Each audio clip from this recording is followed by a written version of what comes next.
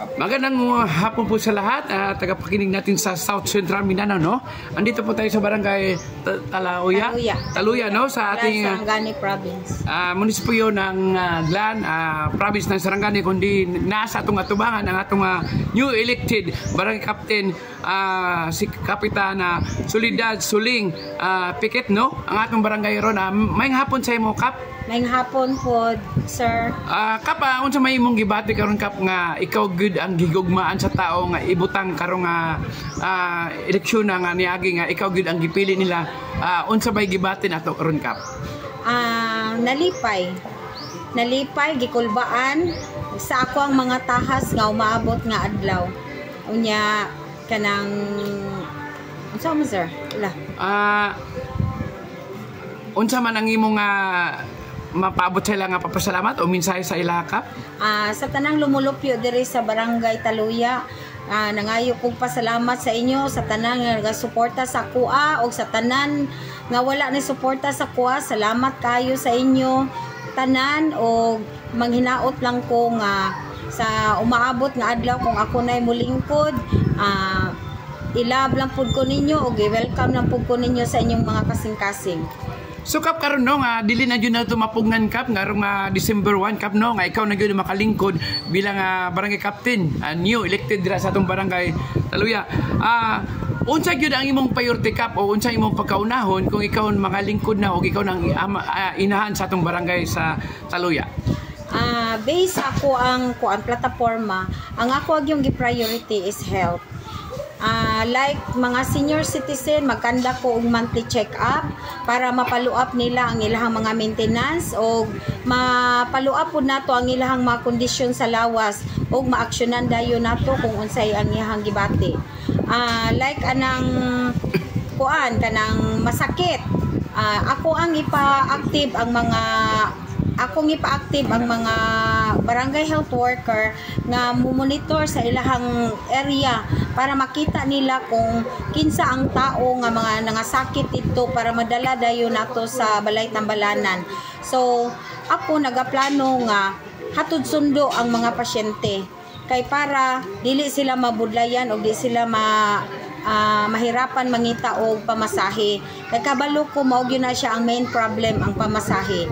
So kung ma-admit man sila, mag-provide ko og kanang 1 week nga kanang antibiotic kanang makauli na sila.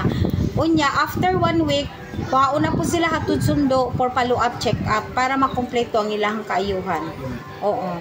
Tapos kanang pasyente nga ma-refer dito na sa mga dagko nga hospital, mag-provide kog tao nga mo follow-up sa ilang mga papilis para dili sila madugayan o follow-up ug dili pud sila malisdan. Kay kabalo ko ang uban wala gyud sila kahibalo kung unsaon pag-process sa mga papilis. Oo. Mao na siya, sir. So abot gibanggit nimo, Kap, no, sa atong mga senior citizens, unsa po nang atong ayuda ni sa ila o unsa to pa kaya himon diha sa kanila aron malipay pud atong katigulangan diri sa imong barangay Taluya? Katong monthly check-up nga ako ang gina-provide sa ilaha. Unya kanang mga pasyente nga masakit inig uli provide na kog 5 kilos bugas para na sila makaon silang panimalay. Abot sa, Kap, wala pa man, Kap, no, pero wala pa kayo knowledge siguro kasi first time nimo makalingkod yun. Apa na sa diha nakita gyud ako kaya gyud nimo, Kap, kay tungod sa imong experience nga nagtrabaho ka sa hospital, no, kayang-kaya lang nimo, Kap. So sa 20% nyo, Kap, unsa ang imong una gyud nga i-project, no, Kap, no, sa 2024 aron nga maserbisyohan gyud ang atong katawan? About sa infrastructure, I don't know kung pila ang ilahang gihatag nga kanang percentage sa era diha, pero di lang ko sure ha, murag 20% ang ilang ginahatag nga era. First ginako anang himuon, sir, is kanang farm to market road nga kanang cementing. Kay para ang ato ang mga produkto dali lang madala sa market. Nya isa pod kung maayo ang ato ang mga kalsada, sir, dali lang ta maka-invite og mga investor og mga tourism nga mo adto sa ato ang mga beaches kay mga gwapo man ato mga beaches diri sa barangay Taluya. So para pod ang kanang kung maka-income pod ang mga beaches, sir, dugang man pud na sa ira sa to ang barangay Taluya. Oo. May mga farmers po dire. Ikaw. Kap, may hapon sa imo. May hapon, sir. Si Bipig magbanwa sa Ronda Patrol, sa 8-3. Mabuhay ka, Kap. Kap, nakoy pangutana kay ikaw naman karon ang makalingkod karon dyan sa number 1 sa maong barangay Taluya. Kini lang akong pangutana, Kap, kay nakita nato bago ka nakalingkod. So, kanang na mga staff dia ni dating kapitan. Kung sa ba na, Kap, plano nimo imo nang pagasilhigon o nay mabilin dira, Kap, sa mga tanod o sa okay. Sa pagkakaroon, sir, katong dili gyud ako ilisan gyud ako sila, sir. Naay pipila ka mga empleyado diha nga sa kuan nagasuporta, ipabilin gyud nako sila. Kay nakita gyud nako sila kung unsa sila ni suporta sa kuha during election time from the first day hangtod na human ang election, sir. So, ang katong mga tao nga nagatabang sa kuha, sila gyud ang akong i-priority sa amo ang barangay. So, Kap, daghang kay salamat, Kap. Kap, no, last na lang ako question, Kap, no.